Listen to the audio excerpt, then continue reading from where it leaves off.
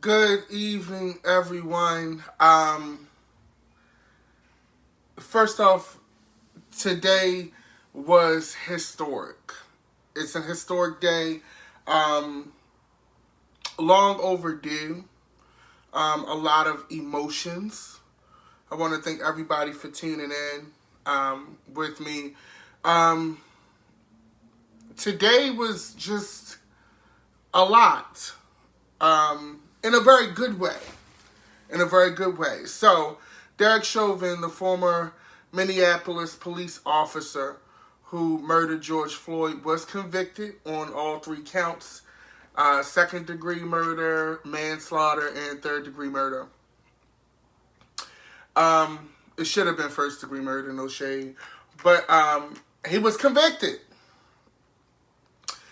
Um, the first thing that I thought when I saw the conviction, when it came out, when they read the conviction, as I watched on TV, it reminded me of the O.J. Simpson conviction, which happened in the mid-90s. I was actually in elementary, middle school at that time, and I remember the school actually, this is how big of a deal that case was, the school actually announcing the verdict over the loudspeaker. And who would know that some 25, 26 years later that I would be witnessing a verdict of that magnitude again, but for different reasons. Here's the thing, and we're going to get into the nitty gritty, but here's the thing. I have several mixed emotions about, not mixed emotions, but several points of view, and I want to make sure that I get them all out. This verdict had to happen. It had to happen. And when I say it had to happen, meaning that there was no way out from this one. And what I'm going to say may sound a little strange, but for the governments, both local and federal government, in my opinion, looking at it now, that man was going to get convicted no matter how you sliced it. This was a conviction to me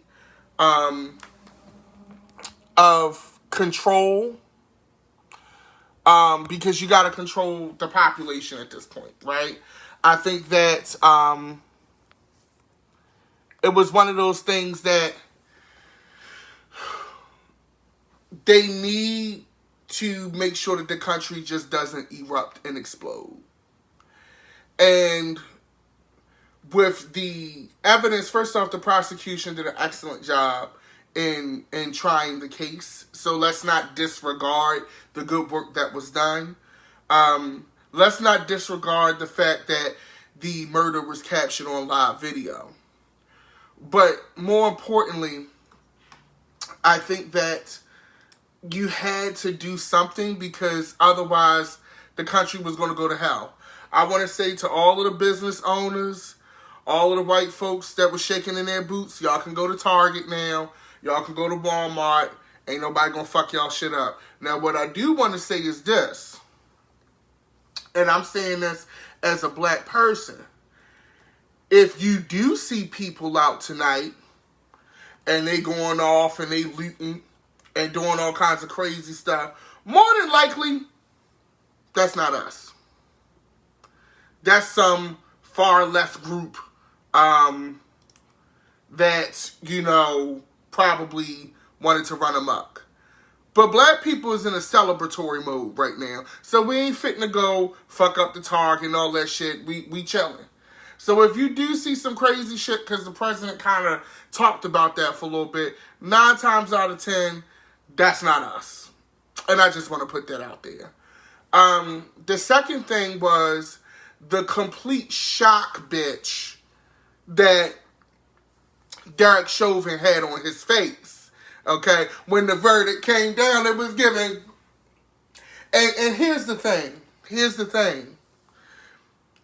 That's that privilege coming into play. Because one thing that the thing that was so sad about this case was that in this trial, Derek Chauvin did not show any type of remorse, any type of, I feel terrible, any type of, it was, like nothing. He gave you nothing. And to me, that really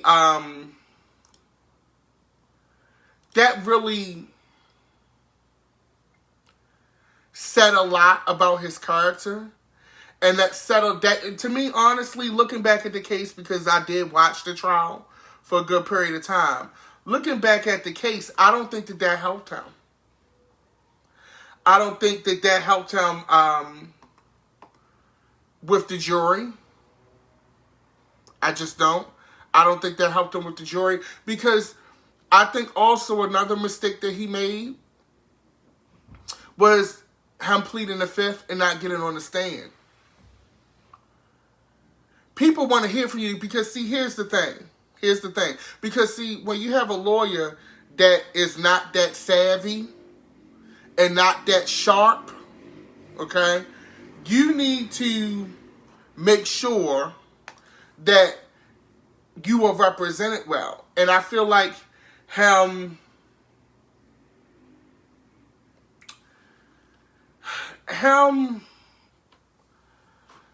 not taking the stand really hurt him.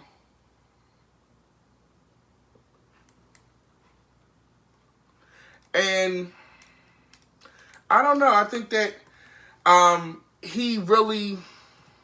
I'm sorry. I'm looking at someone sending me messages about the trial. I'm getting a lot of messages about the trial. I think that really hurt him.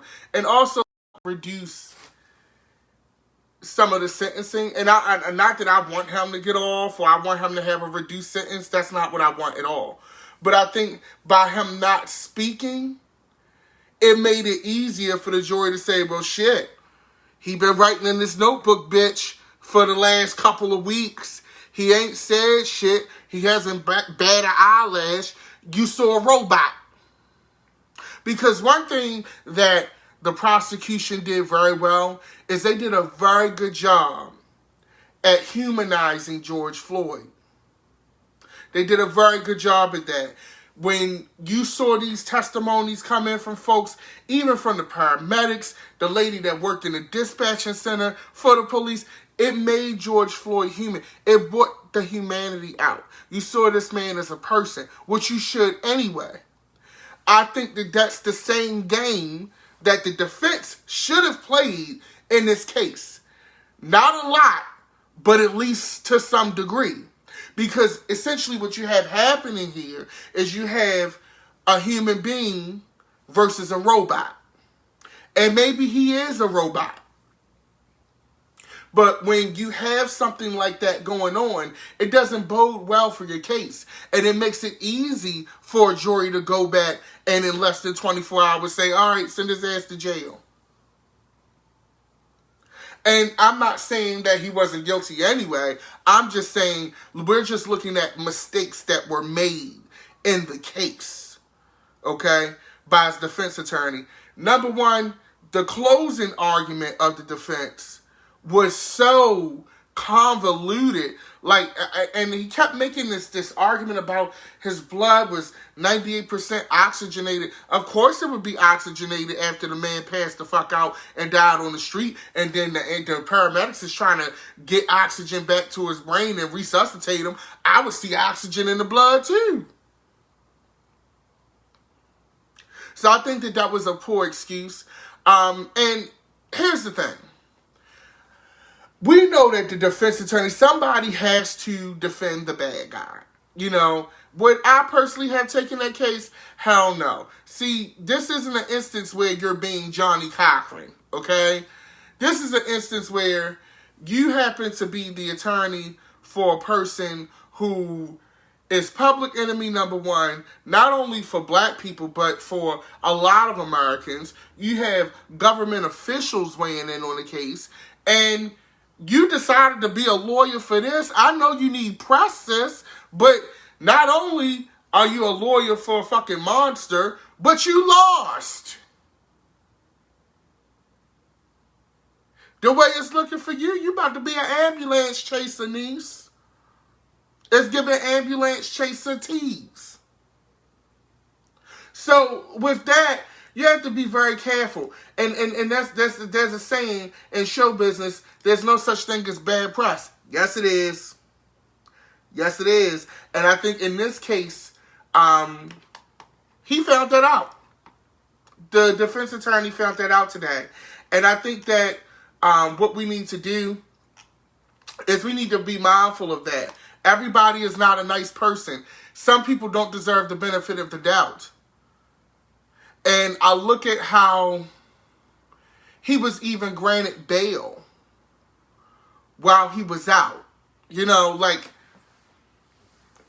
there are people who have served, who have been, you know, indicted for far less, who could not get bail. You were captured on live camera basically murdering a man for almost 10 minutes, and you got bail. They gave him bail. Another thing that kind of irked me, and I know judges are smart asses anyway. Like, I've yet to meet or see a judge that was not a fucking asshole. I'm sorry to all of the judges, you know, whatever. But y'all be asses on the stand. And that's no shade. I have not met a judge yet who was fucking, at least came across as civil and decent. That's just me. From Judge Judy to the judge in civic court, the judge at traffic court, the judge in criminal court, they all be asses. I wish it was a survey you could take for them motherfuckers or report them to HR, because I've yet to meet a judge that was fucking civil. Then you have, you know, him saying certain things, and, you know, and people got mad about what Maxine Waters said about we need to be vigilant if the, and more confrontational if the verdict doesn't come the way that it should. You know, so what? Because y'all didn't have anything to say when Trump said when the looting starts, the shooting starts. Y'all explained that away every time. Okay, now Auntie Maxine, maybe that wasn't the best time to say that shit. I'll give you that. But we got to start the thing that irritated me a lot with this trial was that it felt like a trial of everybody but Derek Chauvin. That's what was annoying to me from the defense. And yes, it's their job, but it was like, I was annoyed that the store clerk felt guilty. Like they did something wrong. The paramedics is like, well, maybe I did, you know, they felt bad. The lady that fucking answered the phone at the 911 center had more fucking remorse. And bitch, you wasn't even on the scene. You was in the call center. You did your job, niece. I felt like the defense made this a trial of George Floyd. They made it a trial of the store clerk. They made it a trial of everybody but who the trial was really about, which was Derek Chauvin. They made it a trial about Courtney Ross's fucking drug use. That ain't got shit. She wasn't at the fucking store. Then the whole theory about he could have died from the carbon monoxide from the car running. Bitch, what? And I felt like the lack of accountability is just, it was just astonishing. Now, one thing I will say is this, okay? One thing I will say is this, is we've gotten the conviction, which is huge. I am concerned about the sentencing. Because, see, I don't want, there's this thing where if you're a first-time offender with no record, you can get, a max of 12 and a half years, but the prosecution is saying, nah, bitch, that's not going to cut it. He need to be in there for a minute, which he should. And looking at I feel several ways about the judge. I feel like the judge could throw the book at his ass. I feel like also the judge could be lenient too, right? Because the judge's disposition during the trial, he seemed a little agitated. Not a little. He seemed very agitated by a lot of the national attention that it was getting. He seemed very agitated by a lot of the celebrity and government official commentary that was being provided. And my thing is this. Bruh, do you not understand the case that you're trying? Like, that's going to be a part of it. Like, I feel like the United States needs to stop acting like we are in a new era. All that shit that y'all wrote in the 1600s, all them laws and bylaws and loopholes and clauses, that shit was written for a time when motherfuckers was using oil lamps and fucking squid pens, bitch. That does not apply to the social media, technology, Wakanda era, bitch. It just doesn't apply to that. And I feel like they're still living in this time. Our founding fathers ain't shit. Sorry. They was good for their time. Maybe they wasn't even good because they was enslaving people and kicking indigenous people out of their homes and shit. So they wasn't that damn great. Let's be honest here. Okay? That shit is late. That shit don't apply now. We need to start working on updating laws, and it needs to move a little bit faster. And I say this all the time about the United States. The United States has the benefit of being a country that has not really experienced a lot of change. And when I say change, meaning change in their legal system, change in the physical infrastructure. Let's think about it. The United States, we haven't had a land war. I mean, we had the bombing at Pearl Harbor. We had September 11th, which was terrible. But we haven't had, like, some of these other kinds, a Hiroshima and shit like that. And I don't want that to happen.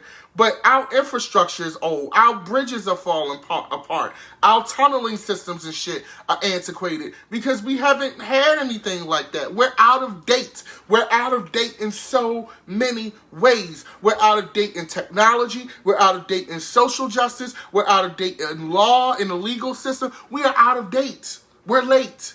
We're the old girl. And that's just facts.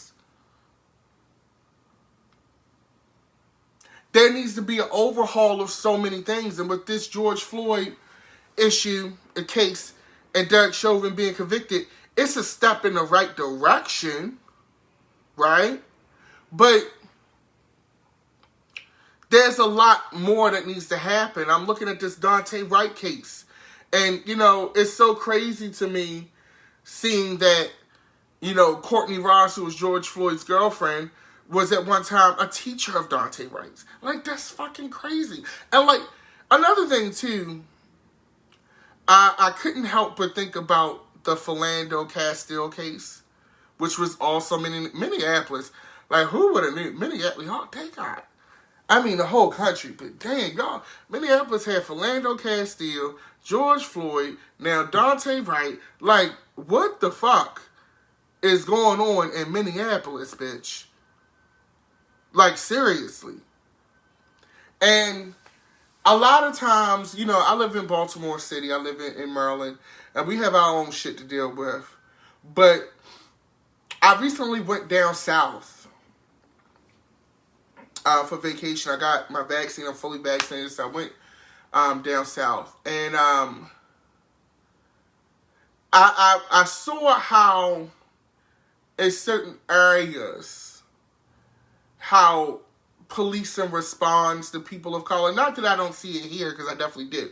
But it's in those, like, in the Midwest, in the heartland, in the South. They just have a certain kind of feel to them those police departments that is very unsettling to me.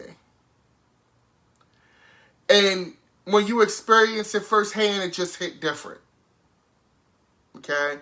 And there definitely needs to be police reform. And also, too, there needs to be, I'm going to say this, and I'm a rub a few people the wrong way, but it's we got to put everything out on the table. We got to rip the Band-Aid off. People of color and black people are not the same thing. And I'm going to say that again. People of color and black people are not the same thing. And that's not to disregard any other ethnicity or race's plight or issue.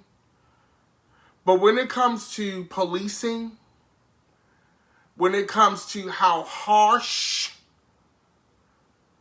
punishments are administered,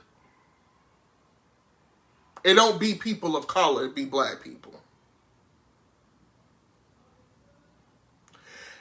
And I'm going to say this, and this is going to rub some people the wrong way. There are people of color who do not like black people, who support these types of actions by police, who feel like it's warranted. Okay? So let's not play this game like that's the case. And like I said, that's no shade. That's the reality. Okay? And that's something we got to work on too. We have to work on that. Because I often think about, what if I was George Floyd? What if I was Eric Garner? And I feel like as black people, I think that we are, especially black men, we aren't viewed as human. We aren't humanized a lot unless we're a celebrity. Unless we're a social media figure. I feel like our kids are forced to grow up, and I posted this yesterday.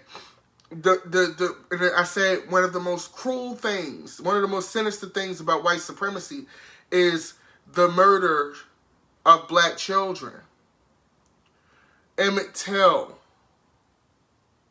the 4 little girls, Trayvon Martin, Toledo. Our children get murdered in the streets. And that's what's so sinister about it. And that's in the fact that it gets justified sometimes. I'm watching this documentary on the Klan about this mom, this black mother whose son was murdered for no reason. Hung by the Klan in the 80s. A child, 19 years old, I believe. That's still a child to me. So I think that that's so poignant and so necessary. And I think it's something that we need to think about. And I encourage, all of the celebrations that are happening right now, they are warranted. Live in this day, take in this sun. But there's still a lot of work to be done. A lot of progress to be made. And we have to stay vigilant and stay mindful of that. Now, I'll be keeping an eye on the sentencing. I'll be looking at this Dante Wright case. And all of the other cases that I feel like I shouldn't have to look at every day. But it is what it is. And we'll just have to stay working. But I say this once again, I'm thankful for the conviction. I'm thankful for what has happened, but there's still a lot of work that needs to be done. Yeah. Now, one side note that I want to talk about is politicizing this verdict in this case. I'm already seeing little sprinkles of this being politicizing for both Republicans and Democrats to get their agendas across. Now, of course, everything is political, but I don't want George Floyd to become a political tool for shenanigans. Okay? That's what I don't want to happen.